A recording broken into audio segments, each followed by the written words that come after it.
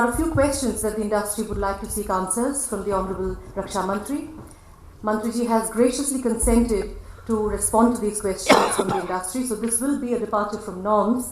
The Mantriji will, instead of addressing the gathering, he will be undertaking a purely interactive question and answer session, and this will be an hour-long session. The session will be moderated by Mr. Nitin Gokhale. He is a journalist, author, security and defense analyst, and the founder of bharatshakti.in. So, Mr. Gokhale, I hand over the session to you. Thank you, Nilanjana. Ladies and gentlemen, good morning, and without wasting time, because the RM has to go back, it's a very busy day today. Railway budget is there. He has a meeting with important meetings to attend. So I'll not waste time. Sir, what we intend to do is to, there are some 15 to 20 questions perhaps people will have, and you have only about another 50 minutes to spare. So I would ask about a couple of questions, and then I'll request some of those written questions that are with us. So I just wanted to start with what Ashok Katluri was just saying, that how do you encourage the ecosystem of MSMEs who could be encouraged by even the DPSUs and the OFB? Can we change from Make in India to Made in India so that Tier 2 and Tier 1 sub-vendors can also get encouraged? So what is the policy that the ministry has to encourage the MSMEs? I think encouragement begins some place, and let me first express my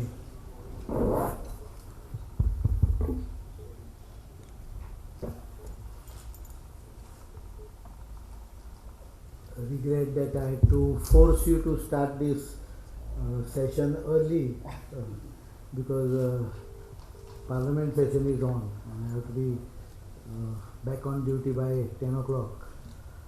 So though it was not very convenient, Delhi doesn't rise that early. And I think as far as I am concerned, even a initial attempt by DIIA,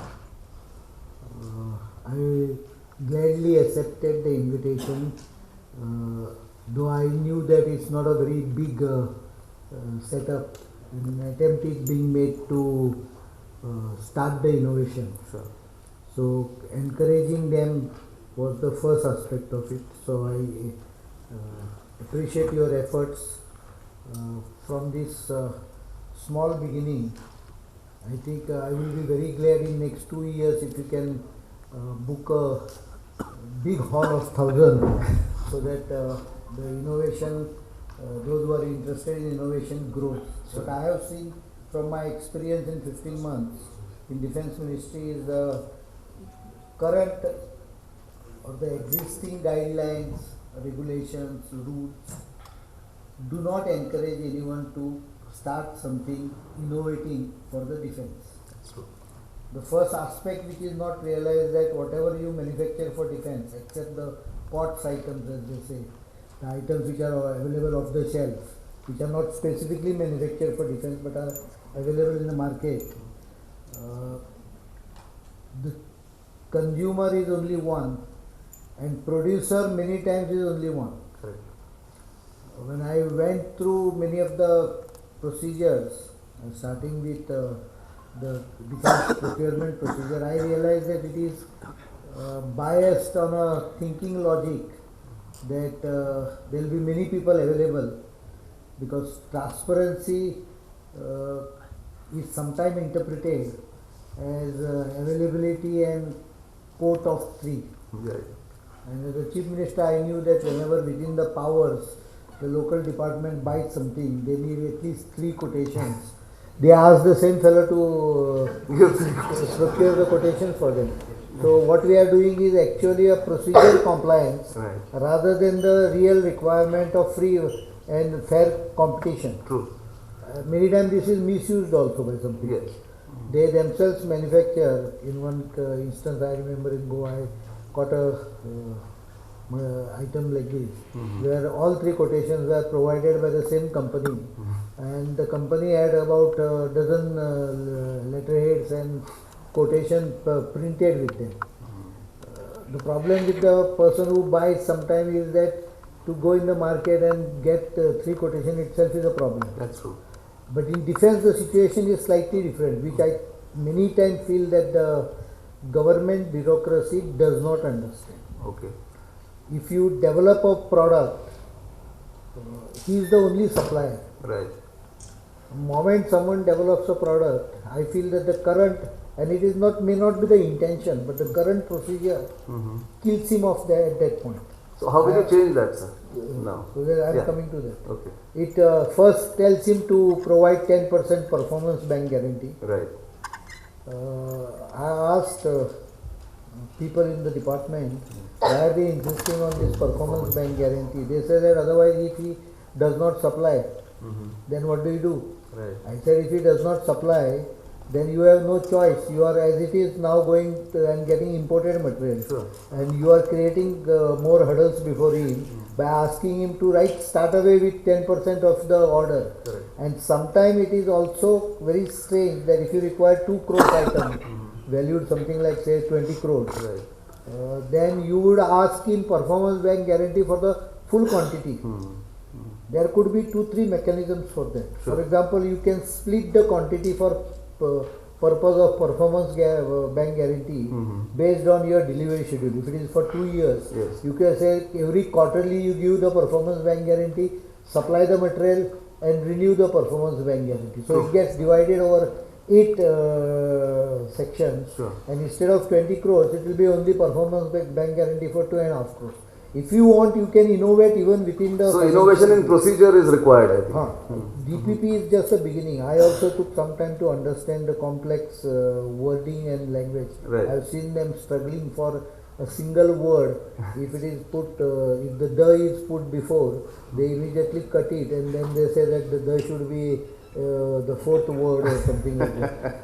It was a very strange experience, but Right. I think 2 more documents needs to be tweaked Right. properly for better transparency and development of industry in favor of defense supply. One is DPM Okay.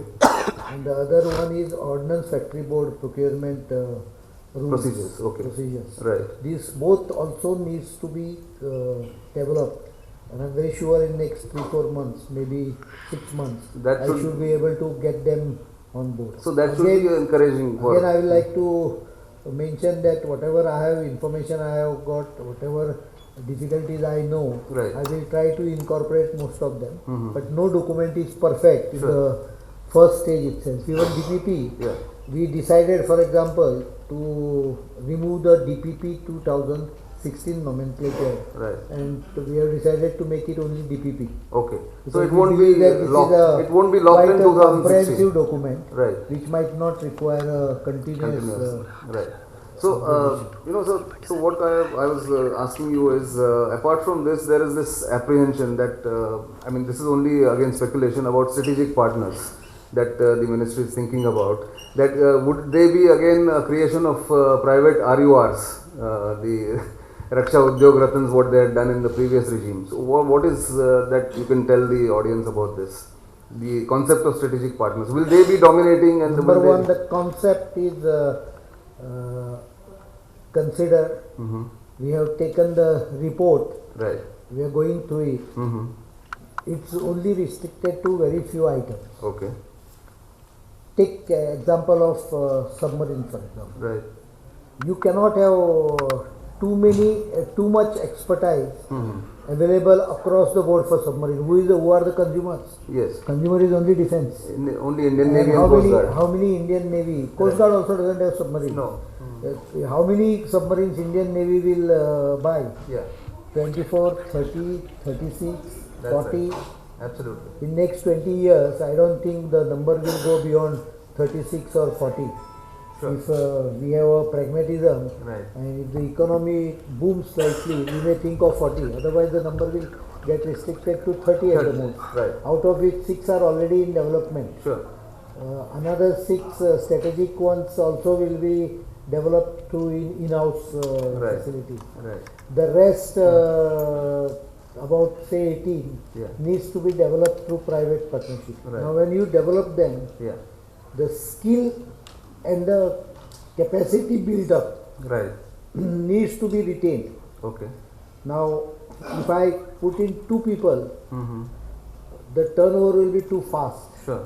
I won't be able to give the work to the yard Yes. again after say 12 years or 15 years Right. when refit is required, Right. or when you add up further. Sure. So you need only one, at the most one private yard. We have identified one government yard, Murdodo, Right. MDL. Hmm. There can be one private yard. Okay. There cannot be multiple. Mm-hmm. So obviously I will have to select the strategic partner properly. The concept of strategic partner Mm-hmm.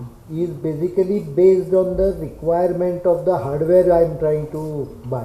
Okay. That hardware is strategic and not the partner is strategic. And so the MSMEs can be part of the ecosystem with the strategic MSMEs partner. obviously will be part of the ecosystem because the partner, whoever is selected, Right. also may not have the full technological Backup or skills. availability. So he might have to tie up with a foreign collaborator for technology, Right. which can be done through tendering process or through government to government if we identify technology. But there are very few people who have the technology, Right. and there are still fewer who are ready to part away with the technology. Right. So in that circumstances, there may be 2-3 of them at the most, Sure. and we will have to tie up with them, maybe through government to government. I'm not predicting that it will be government to government, but, But one it of could the be options. government of One of the government options, to yeah. get a particular technology, because certain technologies cannot be transferred very easily. Sure. And then the full ecosystem development takes place around the strategic partner. partner. It's not that he makes everything in-house. Yeah, that's true. So what I'm going to do is I'm not going to take away the time of all the members of DIIA. I'm going to open this to people who have sent the questions already. Admiral Madhusudanan, you had a question for the Raksha Mantri. If you could just be brief and so that we can get longer answers from him and detailed answers from him. Thank you, sir. Just to briefly, well, it's very essential that the people dealing with the industry from the defense, whether it be MOD or services themselves, need to have a set of continuity and ability to be able to understand what the industry actually requires and how an item can really get done, whether it be an equipment or a system or any big subject that may be. So in the existing system of the government, induction of equipment of defense forces or even that inland security agencies is dealt with by bureaucrats and defense or security forces personnel who have at times little or negligible expertise in such matters and have, to make matters worse, very short stints in the billets that they really occupy. Therefore, not only does the work get prolonged, accountability is also lost. Can we seek from the Honorable RM, if it is possible, to ensure that those who are appointed in these kind of billets are professionally trained and tested thoroughly, either it be the services, administrative, finance, whatever be the region that they are experts in, and sensitized to these kind of procedures on a long-term basis. Most of the countries abroad, at least the bigger ones, have professional bodies, governmental bodies, who deal with procurement on a permanent separate cadre, if you mean, or a separate ultimately, specialist cadre. probably you might I have think to look he at a understood the separate question. I think what he means is if there should be specialists. Today I think a deployment of armed forces personnel in specialized places, and I am not saying specialized operation. Specialized operation may have a fixed tenure of 2 years, 3 years, because you can't expect a soldier to be in Siachen for a longer than 3 months or 6 months or whatever that period he is supposed to be there. The total tenure is 1 year, but actual deployment sometimes is 90 days or in some places maybe 6 months. There the difficulty requires to replace them, to rotate them. But in many other areas, specialized areas like engineering, I found a very strange thing happening. There was a request to deploy some engineers from border road who were on deputation to the border road from army. for specialized training in tunnel construction Okay. at to Austria. I just queried what is the tenure ending of these persons. I realized that they won't be there in the BRO for even 6 months after they complete the training. So what is the point? I am discussing with the army to work out certain areas of specialization where probably this aspect has to be taken care. I understand the need of his career achievement and progression, for which army has a particular rule, but I think that rule will have to also take into consideration the need of the organizations, specialized organizations, and relaxation of that kind of rule need to be given for those people who are in this kind of organizations. So a separate setup for defense acquisition at capital level as well as revenue level and ordnance factory board needs to be created. We are considering that. We will work out, that's why I said I will require 6 months time to do all these things, but this concept is under active consideration, and definitely during the current calendar year these setups will be there, so that That's very the good continuity news. of information knowledge, continuity of experience while taking care of problem of getting stuck up in one position, creating different kinds of problem. One is his career, the second is one person sitting in one place can breed wrong things or wrong And complacency also. complacency and wrong this also will be taken care.